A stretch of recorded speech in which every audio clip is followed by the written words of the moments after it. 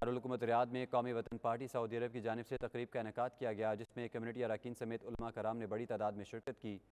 دارالحکومت ریاض میں قومی وطن پارٹی سعودی عرب کی جانب سے تقریب منعقد کی گئی، جس میں کمیونٹی اراکین سمیت علماء کرام بڑی تعداد میں شریک ہوئے۔ تقریب میں مکتبہ دارالاسلام کے مدیر مولانا عبدالمالک مجاہد اور مولانا عزیز الرحمان دورانی نے خطاب کیا اور کہا کہ روزہ سے انسان کے اندر اللہ کا ڈر پیدا ہوتا ہے۔ روزہ انسان کو خدا کے حاضر و ناظر ہونے کا احساس دلاتا ہے، اور اس ماہ مبارک میں ہمیں چاہیے کہ ہم معاشرے میں مستحق اور نادر افراد کی خدمت کا فریضہ بھی انجام دیں اور اپنی عبادات میں پاکستان کی ترقی اور اس میں جاری مختلف بحرانوں سے چھٹکارے کے لیے دعا بھی کریں۔ دارالحکومت ریاض میں قومی وطن پارٹی کے صدر اقبال ودود نے اظہار خیال کرتے ہوئے کہا کہ رمضان کریم ہماری نجات کا مہینہ ہے اور ہم سب مسلمانوں کو چاہیے کہ ہم خود کو اسلامی تعلیمات کے مطابق خود کو ڈھال لیں، ایک اچھا مسلمان ہونے کے ساتھ ساتھ ایک اچھا پاکستانی بن کر ملک کو ترقی و خوشحالی کی جانب لے کر چلیں۔